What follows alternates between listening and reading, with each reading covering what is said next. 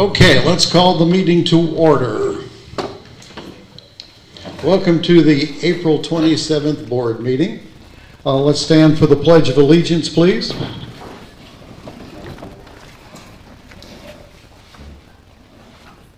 pledge allegiance to the flag of the United States of America and to the republic for which it stands, one nation, under God, indivisible, with liberty and justice for all.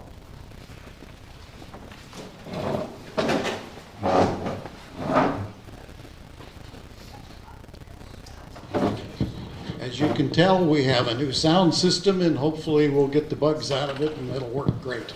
All right, first order of business, receive conflict of interest statements. Anyone have a conflict statement to turn in? No. No. Anybody? Nope. All right. Presentation of Polly Balzer about the ISAC meeting. Come on up, Polly. She got a microphone too? She does. Okay. I showed her how to use it.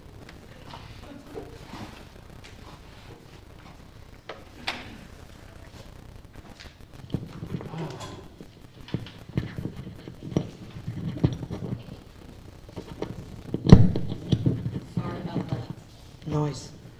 Everybody hear me? Oh, yeah. I'm hoping I don't have to hold it. Okay, I am the new appointee to the ISAC, Island Strategic Action Committee on the island. I represent the POA, and I'm here to give my first report. Thank you for having me. Thank you, board, and thank you, property owners, for your approval and your trust. Okay. I went to the meeting early part of this month. Usually they are held on the first Tuesday of the month. This month it was postponed to the following Monday for scheduling reasons. But each month it is held on the first Tuesday at 5:30, and the public is welcome. So if any of you want to start attending those. So I am just getting up to speed.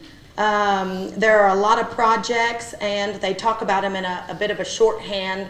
It's mostly geared toward the members of the committee who are long-standing, and it's a 3-year term. So as a new member, there's a lot being talked about that I'm just getting a handle on. So Carter is also on the committee, and Marvin attends some of the meetings and was there last time. So if I get anything wrong, y'all, I hope you'll correct me.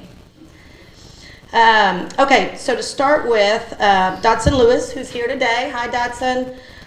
He's also an ex officio on the committee, and he discussed the disc golf park, or the idea that maybe we should or could have one. And according to the committee, that is up to the POA whether or not we have one of those. There is a dog park in the works, as most of y'all know. And Dodson at that meeting discussed the fact that the yacht club and the entity for the dog park, I'm not sure what the name of the entity that's managing the dog park proposal. Dodson probably knows. Riley P. Dog Park. They are working together to decide about the space and the details on that project. There was also talk about a splash pad, but it's likely we're going to need to have a private sponsor in order to get a splash pad made on the island, excuse me. Darren Gurley was there with the Department on Beaches. He mentioned some new signs regarding seaweed and some education about why we have the seaweed and why the city leaves the seaweed on the beach, that there's a biological and environmental reason for leaving the seaweed on the beaches. And so there will be pamphlets and signs to explain to tourists why the seaweed is actually left on the beach, and pushed into piles instead of removed. City Planning was there to talk about the engineering projects on the island. And firstly, the Newport Pass and Zon Road projects are on track to be finished before spring break of 2020.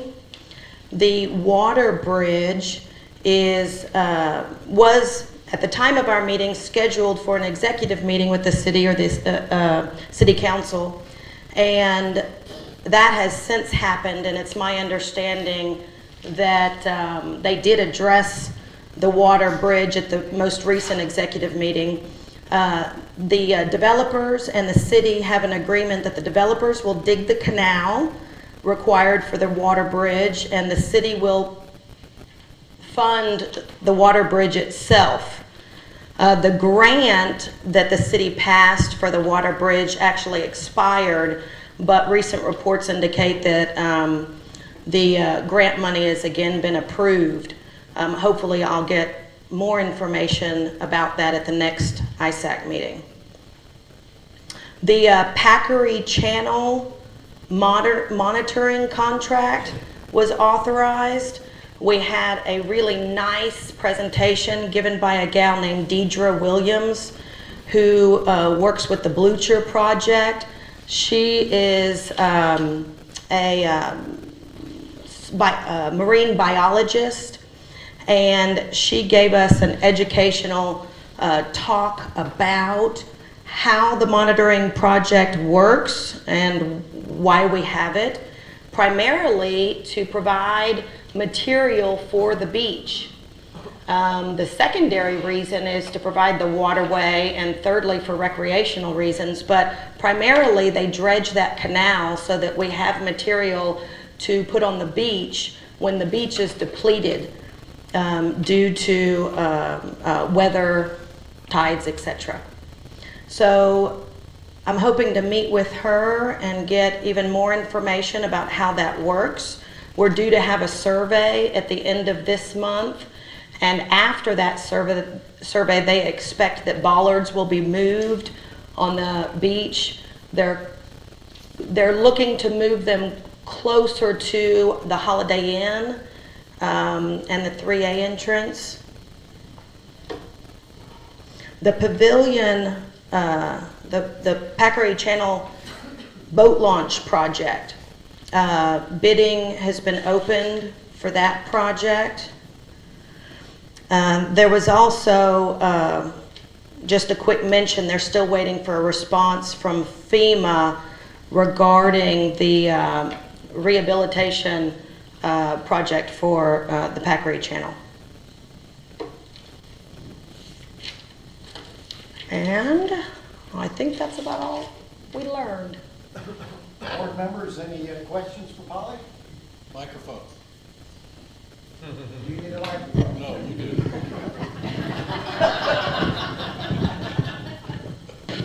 We all can learn. I thought the board members could probably hear me. Any questions from the board for Polly? No? All right. Well, thank you, Polly. Good report. Thank you. When they're moving the bollards, do they move, they're moving them closer to the Holiday Inn? Does that mean that it's going to be from the bollards to White Cap that's going to be closed now? It is just a discussion. We're not in favor of it. Okay. Thank you, Polly.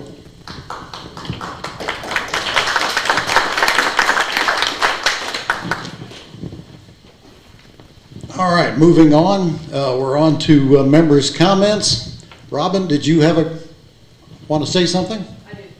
Please come up.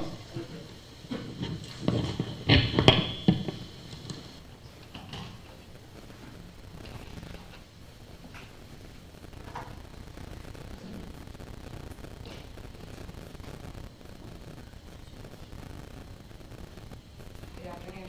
Can you hear? You don't hear me? Turn it on the box. Here, let me look at it. Learning curve.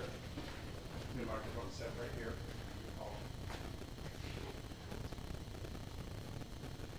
It's on if you want to mute it. It's wrong. Okay. Oh, we're good now. Good afternoon, everyone. It's a beautiful day. It's a shame we're here. But I think I'd much rather be here than bury my head in the sand on an issue that I have to talk to you about. This is 3 separate incidences involving one particular thing. It's a pergola. It's a 10 by 10 by 10 pergola. Myself, a doctor, and a gay couple all have the same pergola. The doctor was charged $50 for his application fee, which is at the low end of the project fee for the ACC application. POA also filled out his application for him and put ASAP on there. And the letter that was signed by Jim said, it's confirmed the ACC, a permit is not required. Now, I'm a landscape designer. I deal with pergolas and building those kind of structures all the time. The city does not require a permit on a pergola under 200 square feet, nor do they require engineering. When I wanted to do my pergola, I was told I needed a permit and that I needed to pay for engineering, which I did, $900 for an engineer. Considering it's absolutely unnecessary, paperwork from the city is here, and I know the rules of the city because I deal with them all the time. So I'm going to go ahead and give this to you, Dan. That's my bill from the engineer that was unnecessary to have for my pergola. The other customer that I had happens to be a gay couple, live here on the island. First of all, when both the doctor and the gay couple called the POA, they were asked what they do for a living. In my opinion, it doesn't really matter what you do for a living, you're a homeowner. Well, one of the employees from the POA was able to kind of get something in exchange, an MRI read for his application of $50. My gay couple paid $400 for the same pergola, same application. They were told they needed a permit, they were told that they needed an engineer, just like me. So the reason why I'm here is not for the POA right now, it is for the homeowners to be aware of what's going on here. This is selective discrimination. There's no place for this. I'm a woman and a gay couple pay how much more for an application than a doctor? This is wrong. So, this was signed by Jim, and Jim has made it apparent to us when we spoke with him before that he doesn't work for the homeowners, he works for you, Marvin. So, both of you, I've got people there that heard the same thing. So, I'm sorry the rest of you are going to be guilty by association on this, and I'm sure there's going to be others that are going to be coming forward with this situation. I won't tolerate it, the discrimination, and I don't think that our other homeowners that live here on the island will tolerate it either. I think it's sick. When I have a neighbor behind me that built onto their property, attached to their house, was never required an engineering permit. Heads were buried in the sand at the POA about it. That thing can come off, it can hit my house. It wasn't permitted, it wasn't engineered. This is all selective and it's punitive. And that's all I have. Thank you.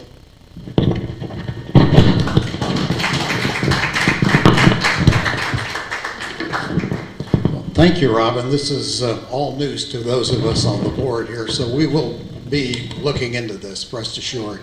And we'll get back with you and let you know what the outcome is. You bet. All right, next on the list, Mike and Ashley, is it Kennedy? Kenny.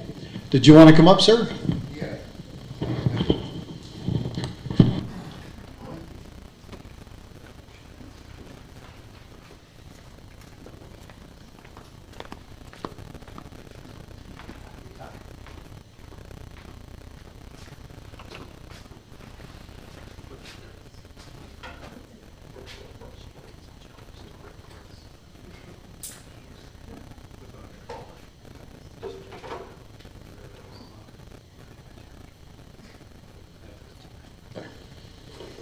Okay, I'll just start.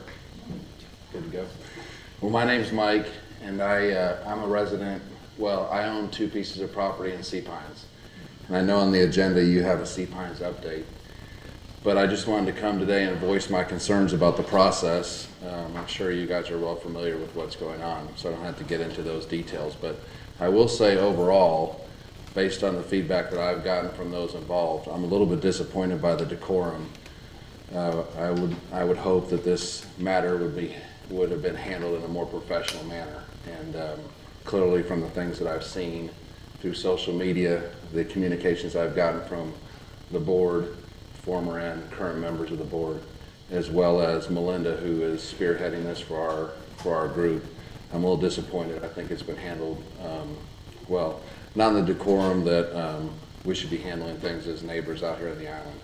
With that said, I'm still confused as to exactly what the status of Sea Pines is. And again, I know there's some legal matters going on, and I'm sure that some of this will be covered in your update. But I've contacted the board. I spoke with the executive director. I was told that he was under the impression that we were still members of the POA. So I have paid my POA fees, and I did vote in the election. I'm concerned because I've heard conflicting comments about whether or not those votes were counted. And so I would like confirmation that the votes that I cast were in fact counted, and confirmation that at that point, since we were told we were still members, that all of the votes cast in Sea Pines were counted. I do have some concern about some conflict of interest with some of the things that somebody closely associated with the board and some of the members that were elected in this past election, and their relationship and their comments about Sea Pines really concerns me. But I'll address that at a later date. But I do want to make sure that my wife and I's votes as property owners were counted, and I don't know how to go about confirming that they were actually counted. I'm sure you can give me some specific information about that. And then as somebody who has paid my dues, I'm hoping that at some point in the very near future, we will get clarification as to whether or not those of us that live in that that community are in fact members of the POA or not. I know how lawyers are, and I know there's a lot of legal jargon and banter going back and forth, and again, quite frankly, I think a lot of it is childish. I certainly wouldn't want to be associated with somebody who didn't want to be associated with me, and vice versa. And clearly, I think the people of Sea Pines have made their opinions known. But I would like, hopefully in the very near future, to get some confirmation as to exactly what is happening there. So, and with that, I would just say in the future, there's going to be more communication. I just hope that we can all remember that we're out here neighbors, whether we're part of the POA or not, and try to handle ourselves with a little bit of decorum and professionalism.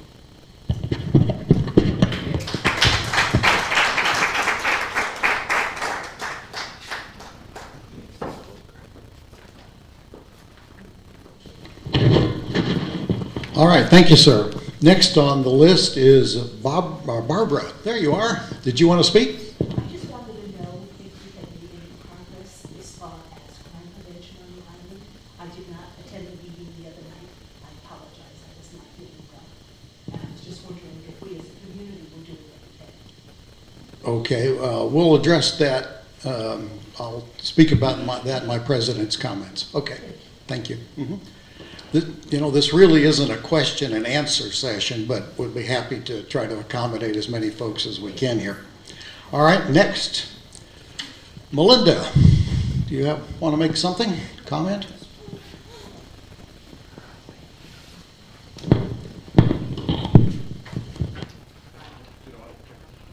My name is Melinda Avens. I am one of the 121 property owners responsible for the dissolution of the PIPOA from Sea Pines Unit 1. My husband and I, along with the 121 other property owners, exercise our given rights stated in our subdivision covenants to not be associated with the POA. Our subdivision receives zero return for our CAM fees. We are made up of 218 dry lots and no common areas. On February 5th, Marvin Jones and Jim Smock verified our signatures, congratulated us, shook our hands, and told us we were out of the POA. We asked if there were any specific requirements for the filed documents. Marvin said no, that we would have to research it and figure it out. The POA has also stated in an email that it is CPI's responsibility to draw up and file the necessary documents and that the POA would not be involved. This was also confirmed by email and published by the POA in the newspaper and social media on February 7th. Our documents were filed, accepted, stamped, and indexed by Nueces County on February 22nd, per our covenants. There have been other subdivisions on the island that have done the same thing in past years, and the previous boards never challenged them the way we are being challenged. I'm here today because the POA and their legal counsel have chosen the coward's way. On March 14th, they published false accusations in the newspaper and social media about Pines and myself. The property owners and our attorney have all reached out via phone calls, emails, and certified letters to the POA and their legal counsel asking the meaning of their supposed opinion about our documents, and the false accusations stating I supposedly filed fraudulent documents. It has now been over 8 weeks, and we still have not received a response or anything in writing from the POA and their legal counsel. Instead of being professional and having respect for the Pines property owners, you've decided to give an update verbally at a board meeting that requires our attendance on a Saturday, when we could be enjoying the island in the beautiful weather. Why won't you answer us? Why won't you put anything in writing to us? Our documents were legally written, filed, accepted, stamped, and indexed by the county per our covenants on February 22nd, 2019.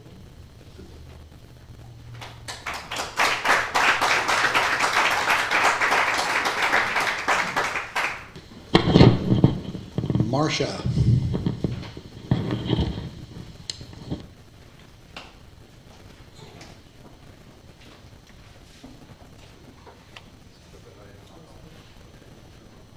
Thank you. Now that Melinda has spoken, I just want to say, as a member of the POA, I'm thoroughly disgusted by the board's president's reprehensible actions toward my fellow islanders in the Pines subdivision. The actions that are inactions of putting things in writing is just ridiculous. I feel like he owes Mrs. Abens an apology for trying to vilify her in his article in the newspaper and on social media. One other little tidbit that I wanted to mention. Some time ago, Ms. McFadden had stated that had made it quite clear that the mowing handling fees, when the lots needed mowing, that those were considered profit. That would also mean that the compliance fines, POA stickers, boat stickers, landscape design fees would also be considered profits. Just a little food for thought there. Thank you.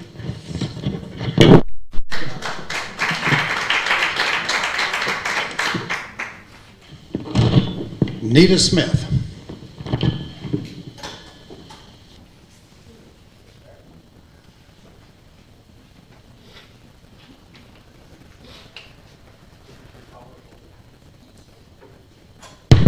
I'm here, and it sounds like I'm here like most of the rest of the people that spoke.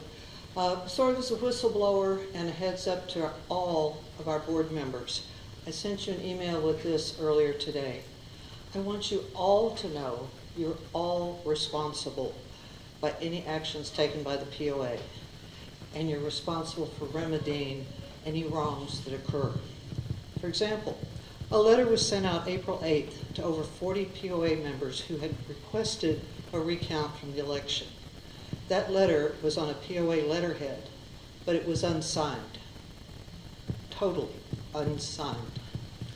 That letter states the association was, quote, unable to locate a current or former county judge, county election administrator, justice of the peace, or county voter registrar to perform the recount.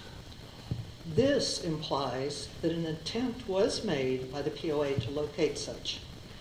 However, when I asked officially for a list of officials who were contacted by the POA, the reply I finally got from the POA executive director via email was, and I quote again, the POA, per the property code, is not required to create records where none exist.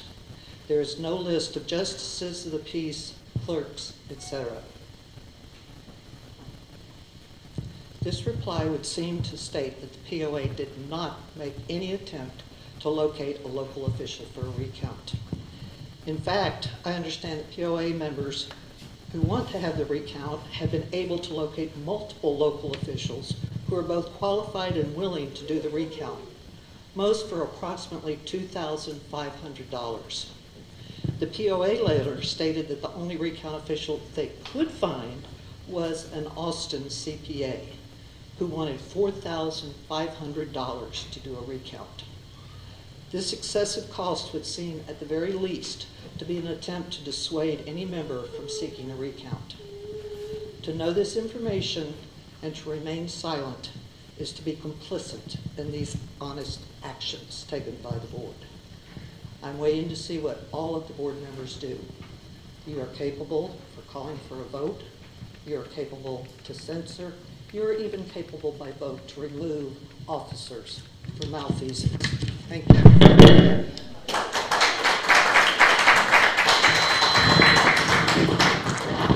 All right.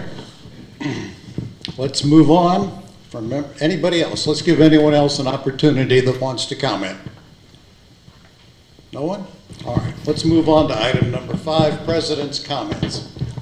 Let's start with the Sea Pines issue. All right. The POA's position, ladies and gentlemen, has been that the Sea Pines group wanting to leave the POA has not provided a legally sufficient amendment to qualify under law to leave the POA. That doesn't come from Marvin. It doesn't come from any of the board members. It comes from the attorneys that represent the board and the POA. Period. It's a two-step process. One, you gather enough signatures, which happened. That is correct. The next thing is you have to have the right amendment, well,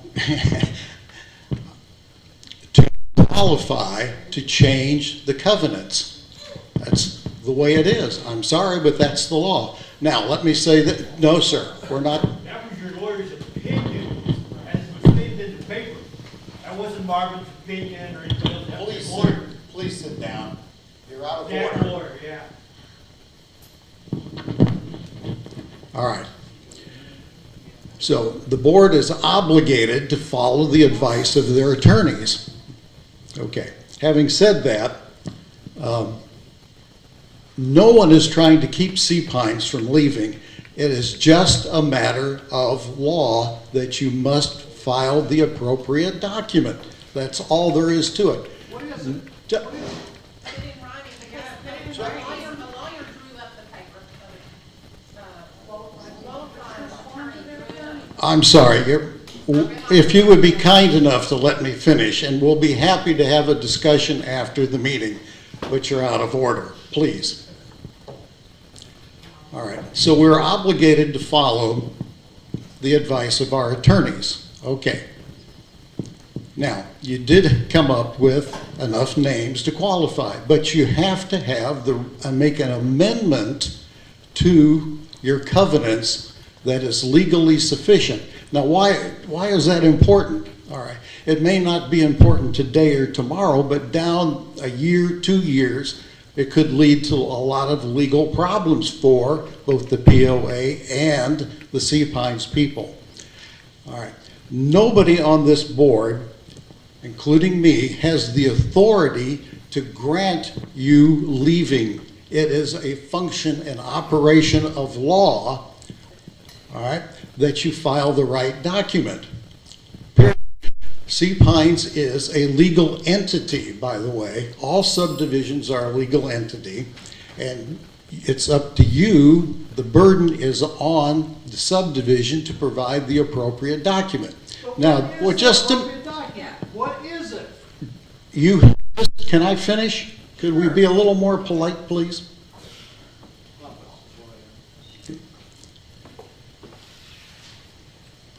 The document that was filed at the courthouse, okay, was sent to our attorney, and yet again, they said it was not legally sufficient to qualify as an amendment. Ladies and gentlemen, the county clerk does not verify the correctness of a document. You can file a ham sandwich down there if you want to.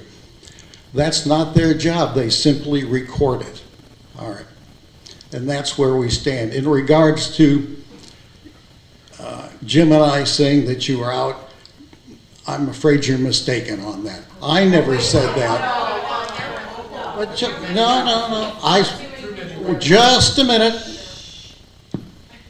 Now, I believe what we said is you have enough signatures to leave, and that's the way I remember it. We do not have the authority to grant you relieving, and we didn't say that. And if we did, why would then you come up and, okay, I don't want to get in an argument here. Nobody wants to keep you from leaving. I understand. You told us prior to now, we've been waiting for 8 weeks for you to tell us. Well, it was announced that you were not withdrawn from the POA. What more do you need? Well, it's their opinion, yes. Give you an example. Now, wait. Help us with an example of the proper amendment, because you keep saying that it is up to them to figure out. They went to a homeowners association attorney. He drew it up. It wasn't just something that they wrote up. He drew it up, and if your attorney is saying that it's their opinion that it's not legally sufficient to file, then we should be providing a copy of the amendment that is legally. I understand what you're saying. Okay. It's my understanding that John Bell is the gentleman, the attorney, the former POA attorney that is representing Melinda. Is that correct? No, he No. helped me write. Oh, he helped you write it. Okay. Well, You don't have him on a retainer. okay. Irregardless, okay, it's up to, and the burden is on the subdivision to provide the appropriate document. The covenants So- don't state what that is, Marvin. It's a 4-sentence paragraph. We have done what it says. We got the signatures and we amended it and we filed it and indexed it. That's all it says to do. Now, this splitting of the hairs Oh, is no. ridiculous. You have to have an amendment. What you filed was, I'm not going to say what, I don't, Because that's too much information for us to use to get it done. really. Yeah, really.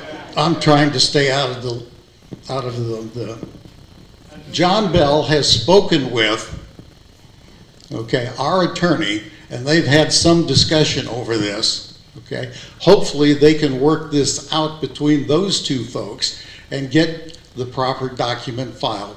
No one is trying to stop you. Believe me, no one.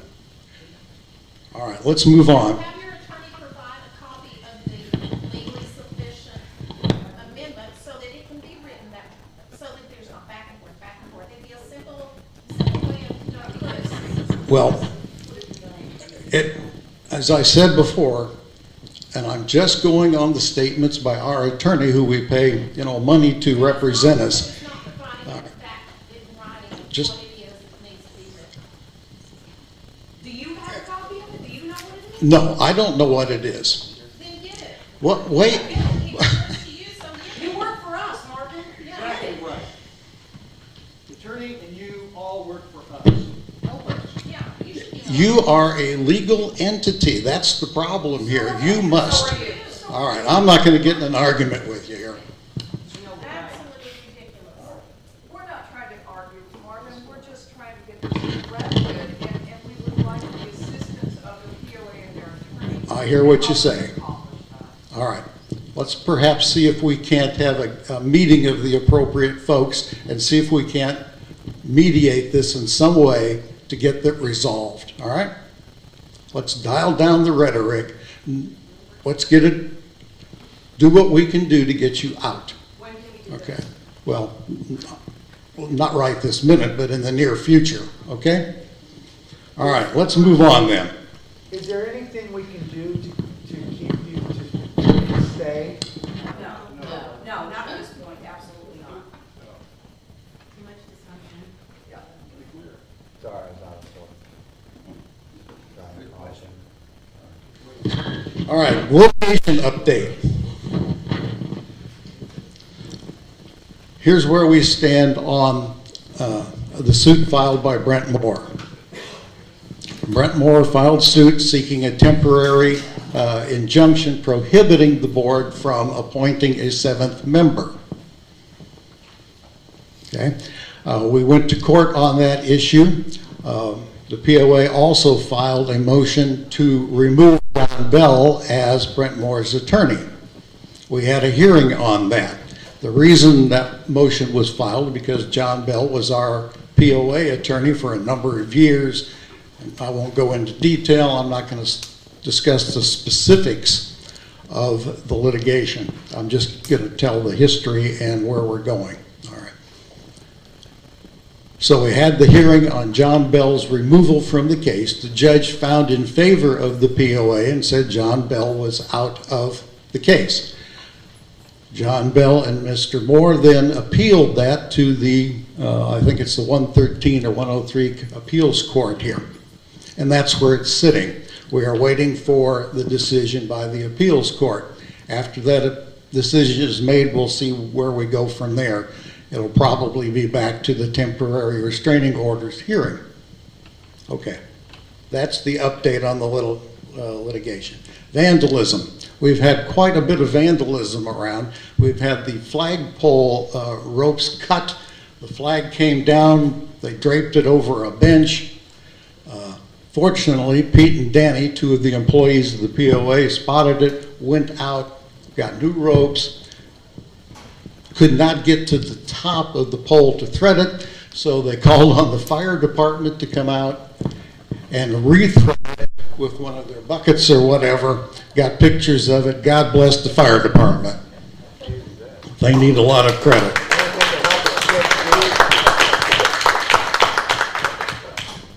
Obviously, we've had a car in the canal. This is a real mystery to everybody. It's over by the Jackfish boat ramp. They've pulled it out since then. It's a fairly new Lexus, so it's an expensive vehicle. The gentleman that the car belongs to came into the POA office and reported it. Apparently, there were people that knew it was in there, but we didn't. It would be nice if people would come and say, hey, there's a car in the canal. It's been reported to the police. It's been reported to the Coast Guard. It's been reported to TEQ, whatever the state of Texas environmental people are. It's been reported to everybody. It's been pulled out now, so hopefully the police will investigate, and that'll be that. What else? What other vandalism have we got? People driving their vehicles in the park, not to mention the porta potties. All right, we're on the fourth arson of porta potties, I believe. The police have some video that may or may not show. We have some knowledge of what's on the video, but I don't want to discuss it because it's an active investigation. Accounts received, let's see, let's move on from that then. Financial management. All right. We are fortunate in that we're able to do some projections on our financial needs for the year. Okay. We've undertaken to have our bookkeeper and with the help of Dan Brown and Nick Colosi to begin to give us something that we've not had previously, and that's some forecasting kinds of things. Now, just a very rudimentary statement. We've taken in from CAM fees and other fees this year, okay, year to the 26th of April, $1,600,462. All right, not bad. We have spent out of that account, our operating account, $596,494. Giving us a surplus of $1,003,967. That's a tidy nest egg. Now, obviously, the money comes in from January through the end of March when that's due, and then some in April. We can look at the numbers and see how it's declining. So this is something we have a nest egg, but it gets spent over the course of the year. Our projections are that we will more than break even this year, depending on how many bulkheads we have to fix and that type of thing. All right. Moving on, we have accounts receivable from 2019, money that CAM fee money that wasn't paid for this year from a number of people. We are owed $306,816. That's a lot. We have from 18 back, apparently we're owed about $450,000. And if you remember, we've been discussing this last year about our collecting back accounts receivable and how high it was and so on and so on. So there's a little snippet of what the board and the staff has been doing to keep track of the funds. Our financial statements, I know that Nita is keen on, and God bless her, on us getting financial statements on the website. Okay, and that is going to happen. We're hesitant to put up the check register. Of course, anybody can come in and look at the check register because it pays vendors in there that are underbidding. I don't mean underbidding, but I mean bidding for their jobs or their assignments. The next time the bid comes up, we don't want competitors to know that these people got paid X, so now we're going to underbid it, that kind of thing. We have to be careful with that. Plus, there are some legal issues. I know nobody likes legal issues about disclosing what people are being paid. All right.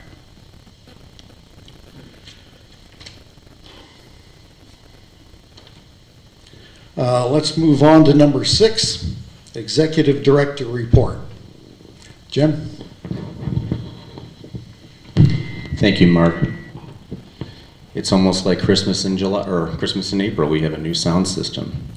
And I'd like to, yes, I think I'll quit while I'm ahead.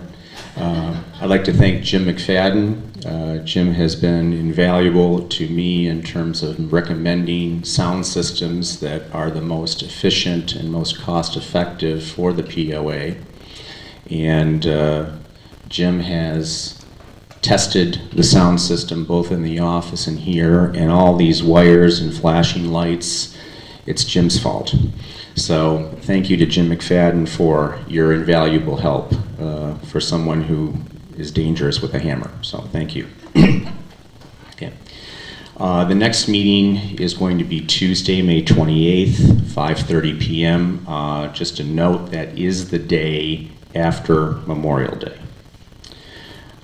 The audit, Marvin was mentioning financial information. The audit, the 2018 year-end audit, is being performed as we speak by Jennings and Hawley. That is the same CPA firm who prepared the 2017 audit and tax return. They will be doing the same thing this year, or are doing the same thing this year, and I would expect that the results will be early in June. And when we have that information, obviously it will be shared with the membership. As far as accounts receivable concerned, yes, Marvin is quite correct in his numbers. The concern, well, we have two concerns. The concern obviously is what was due, or what was owing on January 1st, and then what was lastly due on March 31st, because everybody has a grace period in which to pay. So obviously that is a concern. The bigger concern, obviously, is this $400-some thousand that is, as of December 31st, 2018, and going back in some cases many, many years. How do we collect that? What's the methodology? Are you trying to get my attention, Linda? No, trying to tell somebody the feed's there. Oh. I'm working on it. Yeah, working on it. I'm working on it. Okay, well, oh, okay. Gotta stop talking until the beat comes back. No, we're doing it. You know, I think people want to get the hell out of here. That's I the think so sentiment too. there. So anyway, so how we go about collecting that? Do we use attorneys? Do we use collection agencies? The pros and cons of both. And then if we have people who absolutely at that point refuse to pay, what action or actions may the POA take to get that money from the people who rightfully owe it? It's unfortunate that Ms. Marcoux-Harris left. Her comments today regarding the ACC were news to me. If she had stayed, I would have been very interested in talking with her and finding out exactly the details of the situation. And obviously, if it is accurate and it happened in the way in which she described it, that is untenable, unacceptable. The POA does not discriminate against anyone. I don't care if you're gay, black, white, or anything in between. In fact, I don't even need to say a gay couple or this or that. A couple's a couple. I don't care if they're gay or not. But in regards, I wish that she had stayed so that we could have addressed that situation. I think Marvin has been very clear on Sea Pines. The situation with Sea Pines is very simple. Sea Pines has to file the correct amendment, the legally sufficient amendment. Now, I know some in Sea Pines may not want to undertake that task, but that is the law. And a legal opinion is not just, you know, my opinion or some guy's on the street opinion or gals. It is based on the law and the property code. And I will make a parenthetical comment that I think there are people, some within the POA, in my experience, having been here almost 8 months, that it's all about follow the law, follow the law, follow the law, until the law becomes inconvenient for that person or those persons, and then they want what I call a squishy solution. That is just unacceptable. And if you really believe in following the law, you follow the law all the time, not simply when it's convenient for you or those close to you. So please bear that in mind. And I hope that the people in Sea Pines and any other subdivision will bear that in mind. We are always willing to talk. I will say this, and it's too bad that the Sea Pines people left. Apparently they didn't want to hear my comments. Not all of them left. Okay, well, I apologize, sir. All right. Marvin is quite right. Mr. Bell had a conversation, and Mr. Bell said that he informally was assisting the Sea Pines movement to leave the POA. I don't know what informal means, but that's what, you know, he said to the POA's counsel.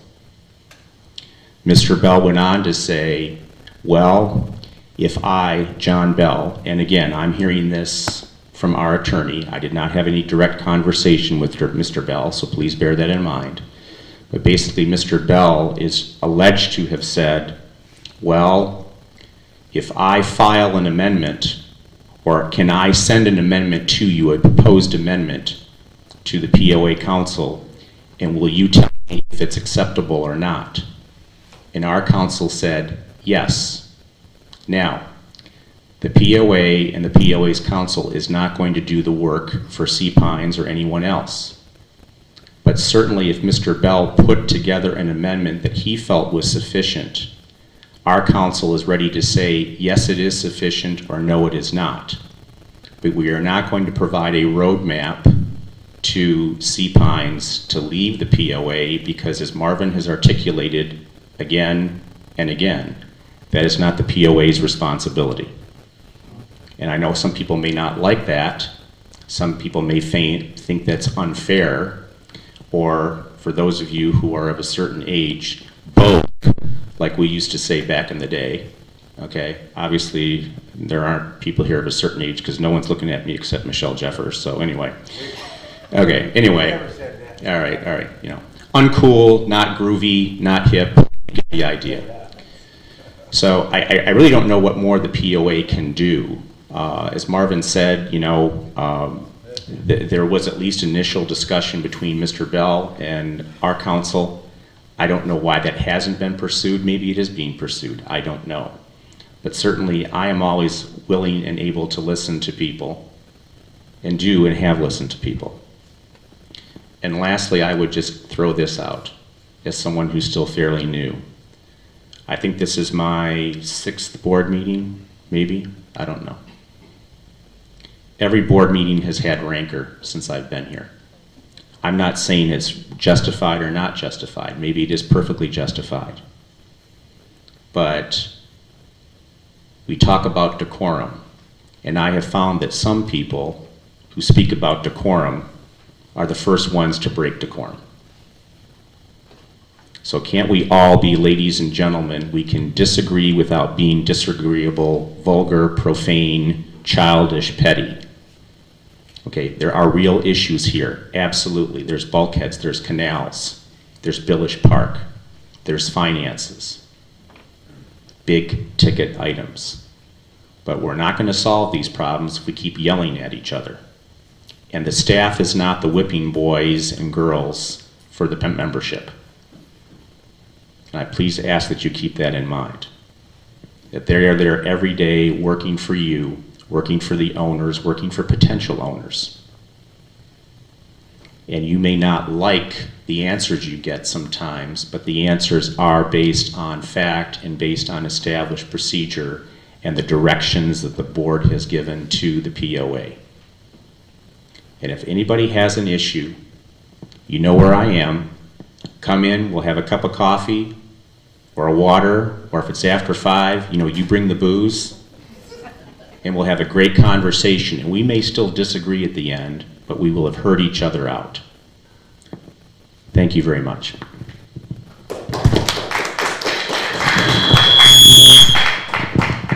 All right, thank you, Jim. Mr. Kenny, I didn't answer your question. Every vote that was in the P.O. box, okay, where votes were to be mailed, the ballots were to be mailed, every ballot that was faxed, every ballot that was emailed was counted. That's not true.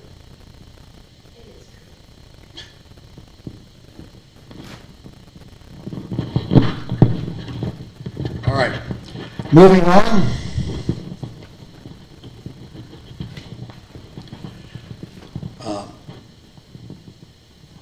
Let's move on to the consent agenda, the secretary's report. Kelly McFadden would like to read to you the email votes that have been taken in the last month, I guess, give or take a little. Kelly? Well, yeah, basically since the last regular board meeting in February, there have been 5 email votes. One on March 1st. Motion was made by Director Carter Tate to accept urban engineering proposal regarding bulkhead maintenance near the German bakery to fund the engagement up to $12,000.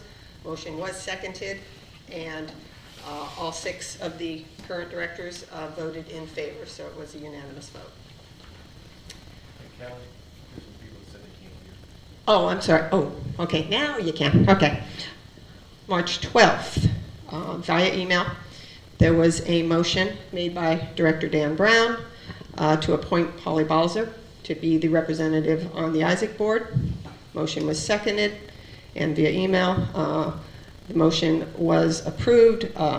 There were 5 who voted, 1 did not vote. The 5 who did vote, it was a unanimous 5-0 vote to appoint Polly. March 22nd, there were actually 2 votes on March 22nd. First one was motion made by Vice President Marta Sprout to engage the CPA firm to perform the 2018 audit and tax return and to allocate up to $13,000 for the project. Motion was seconded. 6 directors voted. It was unanimous 6-0 in support to hire the CPA firm. Second vote on March 22nd, motion made by Vice President Marta Sprout to cancel the March board meeting. Motion was seconded, voted on by all 6 directors. A unanimous vote, 6-0 in favor. Then on March 29th, motion made by Treasurer Nick Colosi to accept the board and insurance policy to fund $51,462 for our insurance policy for the year. Motion was seconded. All 6 directors voted. All were in favor of it. It passed unanimously in favor, 6-0.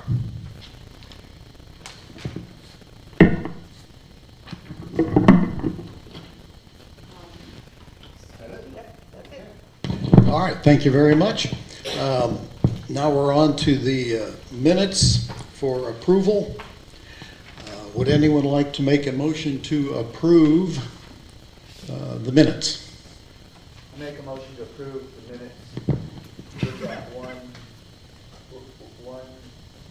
set. Remember that? February 26th, just looking for some additional clarification. Yeah, February 26 needs some more verbiage, and the annual meeting needs the inclusion of my report. So if we could have a motion to accept the minutes pending those inclusions, we'd be good to go. So I make a motion that we accept the minutes as they are, except with those exceptions. Prepared. All right. Second.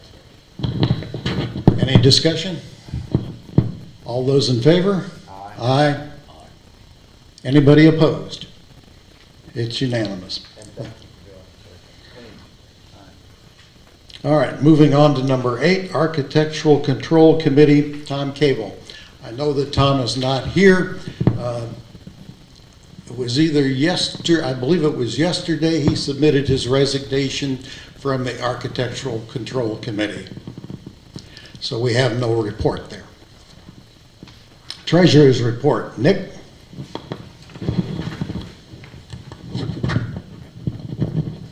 Jim, is it blinking? Does that mean anything? It's blinking and not steady? Means you're special. Yeah, mine's still. I doubt that. Okay. All right. Make mine blink. It's Christmas. It works. All right. I am suggesting that we do not accept the present Treasurer's report as written. We have been working at it, and every time we try to fix something, we discover another problem, all of which is mainly bookkeeping problems. I would also like to thank Dan immensely. He has sat with me and gone over this, and there are things that he didn't see that I explained to him, brought him up to date on a lot of our decision-making and proceedings, and he brought up things that I missed. So we are going to work together with the staff and update things and make it better. Each month we're better. There's a lot more to go. So Dan, thank you.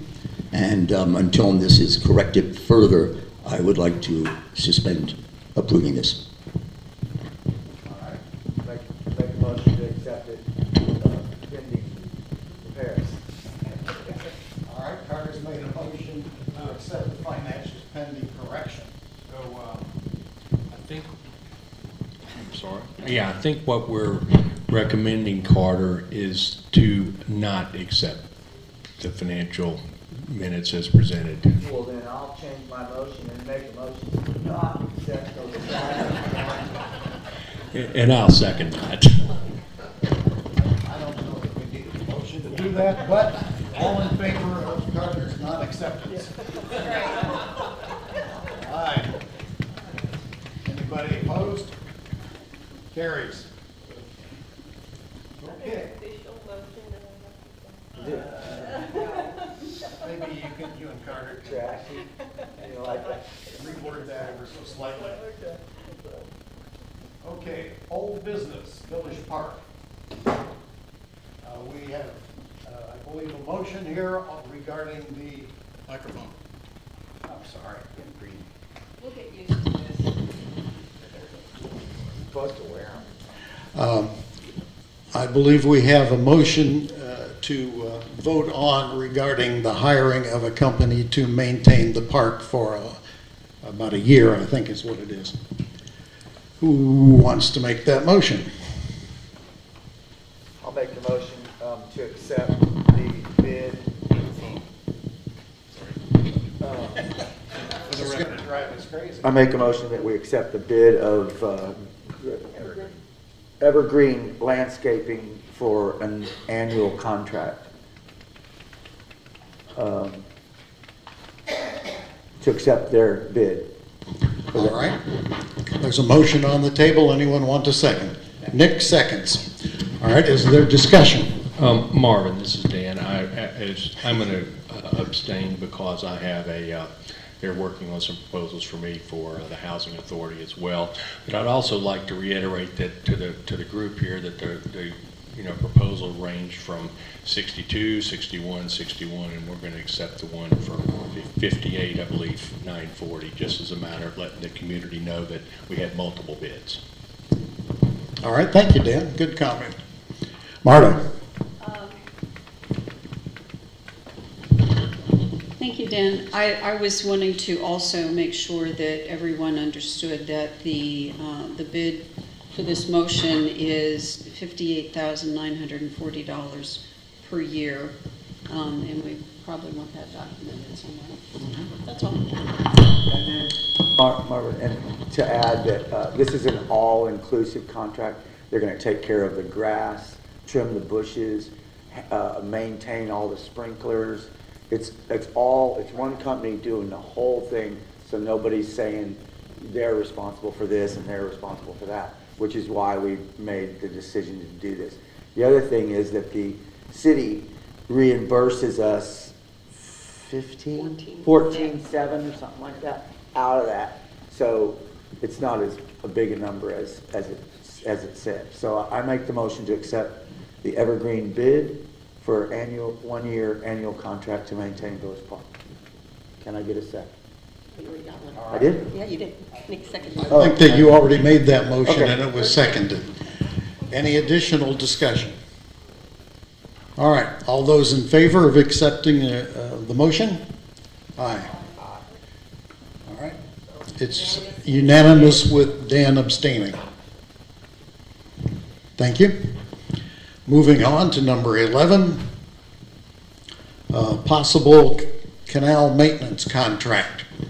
We've had a lot of requests from homeowners to see to it that the canals are cleaned periodically, take the flotsam out, the birds, the fish guts, cars sunk in the canal, and so on and so on. Is there a motion and an explanation of your motion? Yes, Marvin, this is Dan. I'll be glad to make a motion and a little explanation. We got bids from Artistic Construction, Lone Star Home Improvement, Henriksen Construction, and I believe that's all I have here. Maritime 360. Okay, thank you. Maritime 360, you said? Yes, sir. Okay. So there were 4. And I would like to make a motion that we accept the Artistic Construction bid for approximately $1,680 per month. And we'll try this for a 6-month period, subject to Jim Smock negotiating a contract in general conformity with the bid. I'll second that. Okay, it's been moved and seconded. Any discussion on this?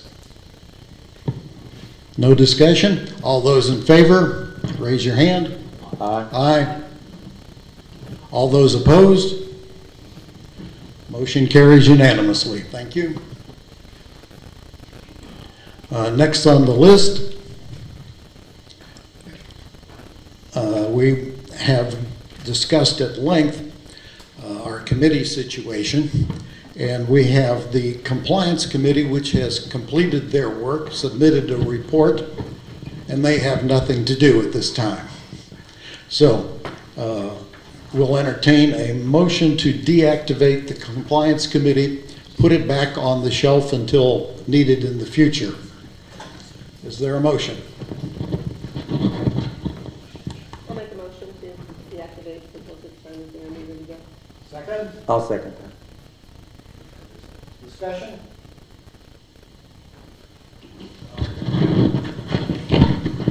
First of all, I think the committee did a lot of work before they were being decommissioned, and I think the whole neighborhood owes them some gratitude for the document they produced was pretty substantially well thought out.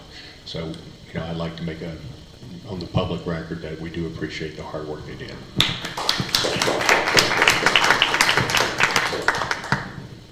All right.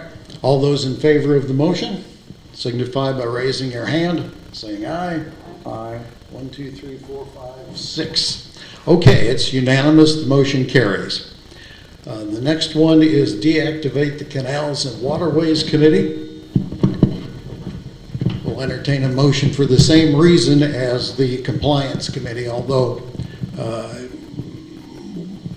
just in general, what we're trying to do here is take our committees, give them particular assignments, say, we want you to go study this particular item, give them a set of written rules and instructions, come back within 30 days, 60 days to the board with your report.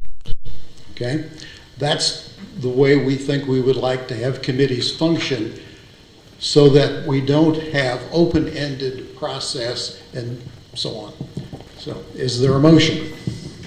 I will move that, and for the reasons that Marvin gives, I therefore make a motion to deactivate the Canals and Waterways Committee to be reactivated as described. Is there a second? I would like to comment. Okay. Is there a second first? Second? All right, there's a motion and a second. Carter, did you want to make a comment, sir? I don't, I'm not in favor of deactivating the Canals and Waterways Committee. I think it's important. I think we just need to get a new chairman to run it and maybe a few members. I'm not opposed to giving them written direction of what they should do. I think it's an important committee and they have a lot of work. I think they could help us with the canals cleanup stuff, and I don't see any reason to deactivate it. I would rather stimulate it. All right, any other discussion? Yep, Marta? Yeah, I do. So Marvin, I want to make sure if we're deactivating, it sounded like to me like you were willing to put it back together. Oh, absolutely. It can be reactivated for a specific purpose, as I stated, with written instructions, etc. So what my thought would be is, are we going to appoint the committee and just have them on standby?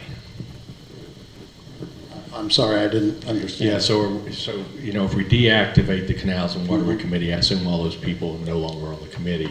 But so we'd have to, if we decided we had an issue that we wanted to deal with, we'd have to actually go find the people to be on the committee and That's such as correct. that. Mm-hmm. Is it the intention of the motion to do that post haste?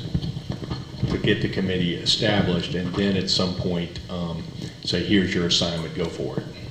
Nick, did you want to comment? You know, basically that is what we wanted to do. In that is an issue or whatever comes up, then ask people who would like to help. Both the people who were on the committee, if they're not interested anymore, or somebody new who wants to get involved, or someone says, well, I have some knowledge on that specific situation, then we would accept anybody's help. Yeah, so my thought is, instead of having an issue and then having to go find people to do it, couldn't we just have the right people in play? And so in that case, I'm not sure why we're deactivating it. All right, Marta? I think one of the advantages of moving towards a task-oriented process is that it avoids what some people have voiced, is they get on a committee and there's so much on their plate that they feel overwhelmed.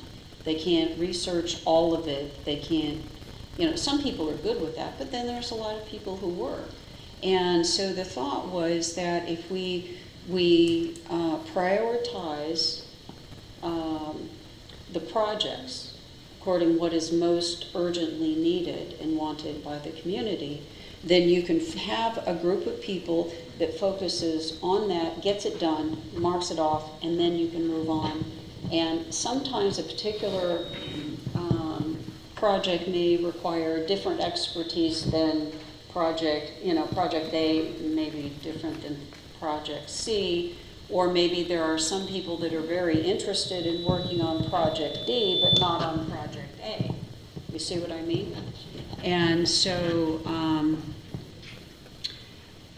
also, I think it would be healthy for us to get more people involved and get people with a lot of knowledge. We have a lot of people in this community who have a lot to offer, and I'd like to see everyone be able to get involved as we could and not wear out the same people all the time. That's all. All right, Carter, did you have a comment?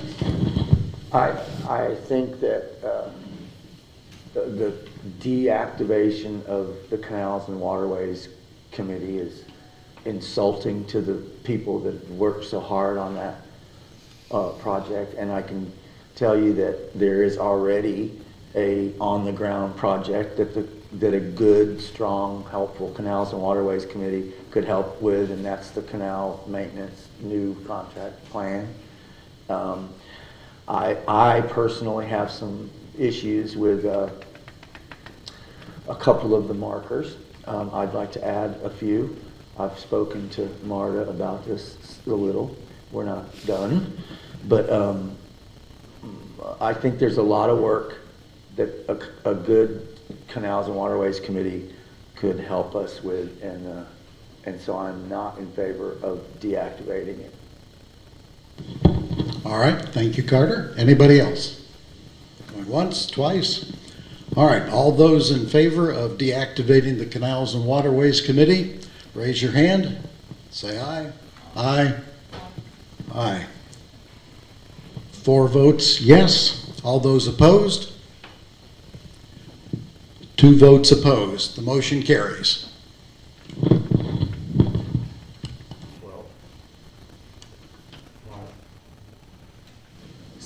So I make a motion to reactivate the Canals and Waterways Committee because they have a job to do, and that's overseeing this contract to maintain the channel.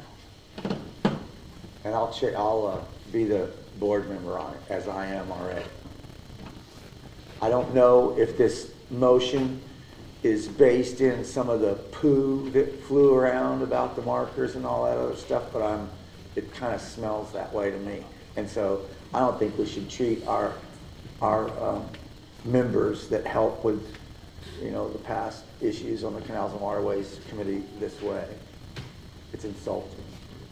My comment on that, Carter, is that the board has expressed its opinion in its vote on, and I didn't hear anybody say that they weren't willing to, when a situation arises, to appoint new members, including maybe some of the same people that are on the board.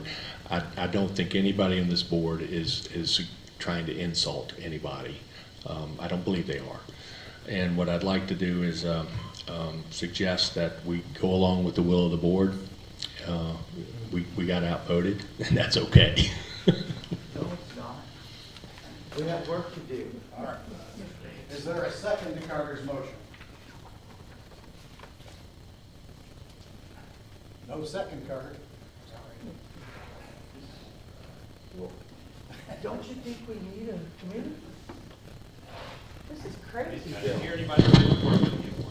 Carter, when we need a committee and a membership to it, we'll do it.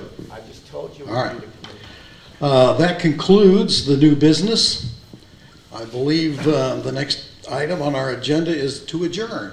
Are we not going to talk about public forum? It's not on our agenda, Carter. I wish we could, but I agree it's not on the agenda. I'm not sure we can do that right now. What about the area where it says and other interesting things or whatever it is? Yeah, but it's not on here. We needed more time to study it. Can we take email? Yeah, sure, we can do it email, yeah. All right, is there a motion to adjourn? I'll make a motion that we adjourn and go enjoy our Saturday. Is there a second? Second. And a little side comment that we never do this again. Well, a number of people asked for Saturday meetings, so we won't do it regularly, I can assure you, but people have asked for it, so we're trying to, accommodate some folks. All right, there's a motion to adjourn. It's been seconded. All in favor? Aye. Anybody opposed? It's unanimous. Meeting adjourned. Starry, starry night.